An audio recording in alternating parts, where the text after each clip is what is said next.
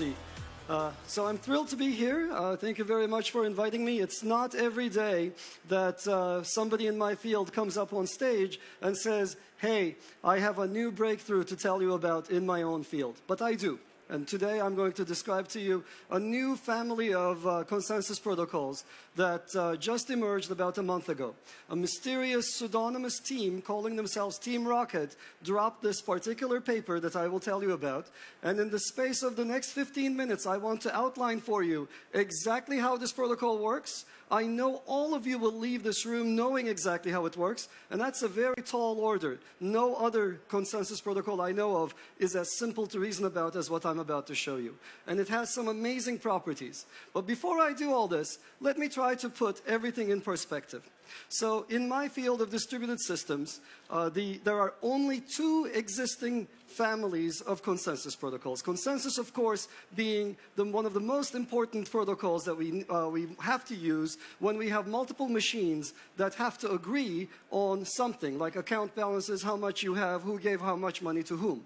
So to this end, people worked really, really hard over the course of the last 40 years or so, and they developed two families. The first one is the family of protocols that we call classical consensus protocols. These were developed by two greats in my field, Leslie Lamport and Barbara Liskov. Both of them have Turing Awards. And these systems are incredibly good in the sense that they achieve quick finality, and they can guarantee very, very quickly that a transaction that you submitted has taken place. So that's a wonderful feature. But they do not scale well. They require quadratic communication among the people who are participating. And they require that you know everybody in the system that is supposed to participate in the decision. Their security comes down to judicious overlap between quorums of people who say, yes, I saw this, and yes, I know you saw it, and now I can go ahead and commit something. So this is a good basis when you want to build a permissioned blockchain, but it is not a good basis when you don't know who should be in your system. Like, we could not use it in this room because we don't all agree on exactly who's in the room. Right? There are new people coming in that I know about that you might not know about, and suddenly those overlaps break down and it becomes really hard to use this. That's why it has been used for all the permissioned blockchains that have adopted them, but not useful for permissionless cryptocurrencies. Now, another family appeared on the scene, as you all know, in 2009. Satoshi Nakamoto came up with his protocol family, and his brilliant solution was fantastic in one major way. That is, it was robust. You did not all have to know who was in the system. Any miner could pop up at any point. Any miner could come up with a block and participate in the system. And that's wonderful. The problems, of course, are that Nakamoto consensus is slow. For Bitcoin, you have to wait at least 10, maybe 60 minutes before you have some assurance that your transaction is on the chain. They're also limited in throughput. So Bitcoin gets about 3 to 7 transactions per second, which is not at all enough to handle the task of being a world currency. And of course, the biggest problem right now is that Bitcoin consumes an enormous amount of energy, approximately equal to 2 Denmarks. And if you want to visualize what that really means, I'm sure everybody has seen nuclear power plants. I'm sure many of you can recall how Chernobyl looked. So 4 of those, okay? So 4 Chernobyls go into powering Bitcoin. And that is a lot of energy spent on bookkeeping. And that energy also comes with payments. So to actually maintain that energy, you have to constantly mint money and give it to the miners. There's this ecosystem of miners, and we're sending money over to them hand over fist. So now, what about this new thing? Well, about a month ago, this paper dropped. And this paper has an amazing new feature. It combines the best of both worlds. It combines the best of Nakamoto with the best of classical consensus. So it gives you quick finality and very low latency, about 2 seconds across the globe for finality. After 2 seconds, you know your payment is done. You're at the checkout counter, you're done, you're out of there. It gives you high throughput, thousands of transactions per second. It scales very easily from 10,000 nodes on up to maybe 10 million nodes. And it's robust. We don't have to all agree on who all is in the system. Imagine it as a system that we could actually use here or in a very crowded, ginormous stadium. You and I don't have to necessarily agree on the precise members of that stadium to actually come to undeniable consensus. And most importantly, it's a quiescent protocol. It's green, it's sustainable, there's no mining, and there's no special ecosystem of miners with their own separate interests from the users. Those of you with a distributed systems background, I can tell you how this works in a couple of sentences. It's inspired by gossip protocols which go under the name of epidemics. And, so that's sort of, it gives you a sense of what it does. And deep down, the new idea here is metastability. So what we're going to do is we're going to build a protocol that is designed to tip. The worst thing you want for a consensus protocol is for it to be stable in the middle. You don't want that. You want it to say either this happened or that happened. You want it to fall to one of the two sides.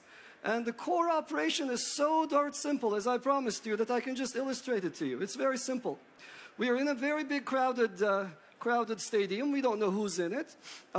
But we start out, we look around, we pick a small number of people around the stadium. 5 of them, let's say. Somewhere between 5 to 10 will do. And then we poll them. We say, look, you, A, B, C, D, E, what do you think? What shall we pick, red or blue? And these nodes then will respond. They can say red, red, blue, red, blue. When we see this, we go, okay, it looks like the entire stadium is tilting towards red, at least from my own perspective, based on one round of polling. And so what I'm going to do now is simply add my weight to what I perceive to be the heavier weight. So I'll throw my weight behind the red after this poll. It's dirt simple. Now this repeats itself for everybody else. You do the same, and so on and so forth. And you can see that even if we start out in the worst possible scenario of a 50-50 split stadium, after one round, we're not going to be at 50-50. The chances of that are astronomically small. After 2 rounds, even smaller. After 3, it's just, we're talking about probabilities so low that it's more likely that your phone will misbehave and miscompute than you will stay at 50-50. We will go from a 50-50 split to a 51-49 split, most likely. And after a 51-49 split, we're going to find ourselves in a bigger split, 53-47. And so on and so forth. This thing is designed to tip. It's not going to stay in the middle. And as it tips, as more and more people shift to one color or the other, we're going to have first a phase change. So the speed with which we move towards one direction is going to increase and increase. And at some point, we're going to reach the point of no return, where the entire stadium either has red cards on top of their foreheads or blue cards. That's very, very simple. You did not have to read pages and pages of obscure mathematical proofs to understand the intuition behind why this works. So what does this mean? Well, it means that we have the low latency of this kind of a protocol. We have the scalability of this kind of a loose, lightweight mechanism. But there are also other things that come with this. This can tolerate a large percentage of Byzantine participants with no impact on safety. You can have up to 50% of the people actually be Byzantine. Sometimes they say blue, sometimes they say red, to try to pull people back and to try to keep the entire thing in balance. But they will be unable to do this in a way that causes 2 people to decide on 2 separate things. The system, the ecosystem this gives rise to is egalitarian. There are no miners, there's no mining, it's green. And you can participate via your cell phone if you want. Now, those of you who are in the audience who've been conditioned to think you can never have a free lunch will say, well, what's the catch? Okay, here is the catch, and I think it's a great catch to have. The catch is there is no liveness guarantee for conflicting transactions. So if I spend some money to give to you, and I spend the same money to give to her, then the system may be unable to decide between these two. Now, classical consensus would have decided. Nakamoto would have decided. He would have picked one or the other. We may not, and it's okay. I tried to defraud the 2 of you, and I got stuck with my funds in the middle. Who's affected? I'm affected. Is the system affected? No. So that's a wonderful thing to have, and I think the distributed system space is in general a space where you try to corral some badness across the different bins you've got. And in this case, all of the badness ends up on the shoulders of the person who tried to defraud.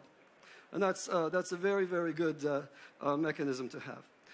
I want to tell you a little bit about the new token we're going to be building on top of this mechanism. It's a very, very neat mechanism. Once again, the core idea was subsampled voting. I've sampled, sample, sample, sample. After about 13 rounds, I look around and we've all decided. That's a pretty cool thing. Now, what are we going to do? One of the first things we want to build with this is a new native token. We call it AVA, short for Avalanche.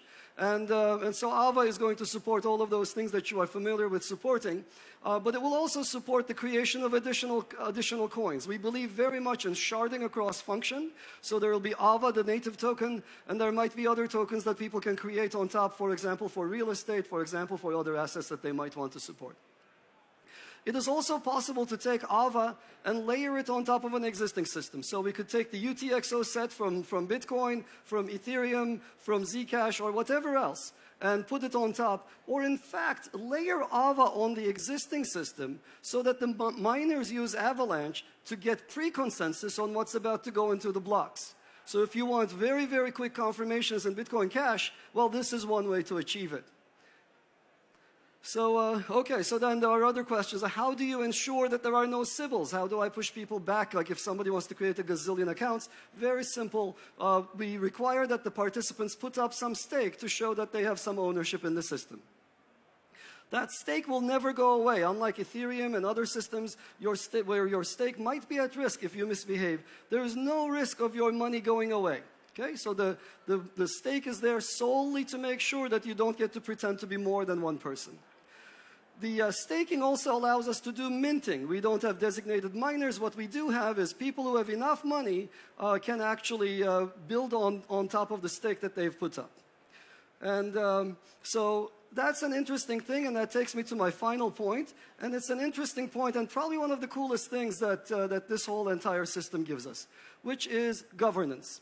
The core idea here was sampled voting and the ability to make progress, the ability to reach consensus when there is consensus to be had in the audience. So we can use that mechanism to agree on critical parameters of the protocol itself. So for example, we can say things like, look, at the moment we don't have enough stakers. We should increase the minting rate so as to get more nodes into the system. Or vice versa, you can say, well, the price is crashing. Let's reduce the minting rate so as to boost the price and reduce the supply of coins. In contrast, Nakamoto had to come up with his 21 million minting curve. And he got it somewhat right for some periods of time and incredibly wrong for other periods. There were times when the Bitcoin price crashed through the bottom. And there were times when the price mooned. Sure, that was very nice, maybe. But that is not, that happened by accident, essentially, where the demand exceeded his supply curve. What we have here instead is essentially a crowd oracle, a way to get rid of the central bank and to replace it with people who have a vested interest in seeing the coin managed properly and for their own interests. So okay, where does that take us? In summary, what happens in these circles is people often talk about Bitcoin and other currencies and consensus protocols in general as if they were a way to poll the audience for what they think. But they're not. In Bitcoin, the decisions are made by the miners. Okay? So, in contrast, in Avalanche, it is directly based on sampling the audience. And there's a very direct tie-in between users and their decisions. So this new family is perfectly suited as the basis for a new currency, a new communication mechanism, and as a contract platform between businesses. So, of course, I realize that one of the most important things about any currencies is community. And one of the things that we're going to be trying to do in the next year or so is to spring up communities that are interested in developing on this technology and building on top of a brand new platform that has some huge, big technical insights and technical progress compared to everything that exists today. Thank you very much.